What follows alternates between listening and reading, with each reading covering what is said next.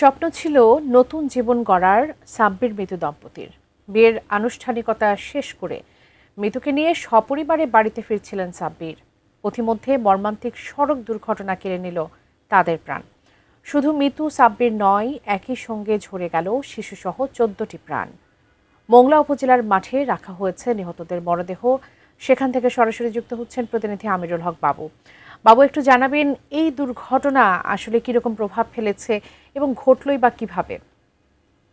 যে মৃত সাব্বির দম্পতি সংসার হলো না, এই ঘটনাটি গতকাল কাল ৩টার পরে কিন্তু খুলনা মোংলা মহাসড়কে নৌবাহিনীর একটি স্টাফ বাস এবং এদের যে পরযাত্রীর যে মাইক্রোবাসটি ছিল, অর্থাৎ বহু বহনকারী যে মাইক্রোবাসটি, সেইটির মুখোমুখি সংঘর্ষ হয়। ওখানেই কিন্তু প্রাণহানি হয় 8 জনের এবং পরবর্তীতে খুলনা মেডিকেল কলেজে কিন্তু প্রাণহানি হয় বাকি কয়েকজনের। সব মিলিয়ে ড্রাইভার সহ এবং শিশু সহ সব মিলিয়ে প্রায় 14 জনের প্রাণহানি হয়েছে এবং খুলনা মেডিকেলে একজন এখনো খুব আশঙ্কাজনক অবস্থায় রয়েছে।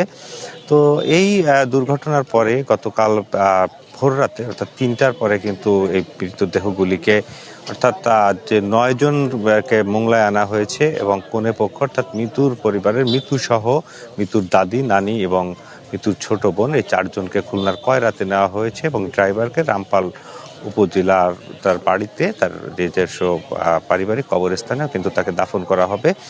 আর এখানে যে 9টি মৃতদেহ এখানে রয়েছেন এই উপজেলার মাঠে এবং পাশেই তাদের বাড়িতে মহিলা এবং মেয়ে শিশু যারা রয়েছে তারা তাদের বাড়িতে রয়েছে। এই কিছুক্ষণ পরে অর্থাৎ জুমার নামাজ বাদ কিন্তু এখানে এই উপজেলার মাঠে জানাজা হবে। সেই জানাজার পরেই এখানকার অর্থাৎ পৌরসভার যে কবরস্থান রয়েছে সেই কবরস্থানেই কিন্তু শায়িত করা হবে এই 9টি মৃতদেহকে এবং এই 9টি মৃতদেহের একই সঙ্গে জানাজা হবে। যে জানাজা কিন্তু আগে পরে কখনোই মোংলাবাসী তো দূরের কথা, বাগেরহাটবাসী এতগুলি লাশ একসঙ্গে দেখেনি, সেটিও আবার একই পরিবারের। তো আসলে এমনটিই ছিল বাগেরহাটের মোংলা থেকে। পরবর্তী সংবাদে নিশ্চয়ই আপনার মাধ্যমে আরও কিছু জানানোর চেষ্টা করব। আপনাকে ধন্যবাদ। দর্শক, বাগেরহাট প্রতিনিধি আমিরুল হক বাবু আমাদের সঙ্গে যুক্ত ছিলেন।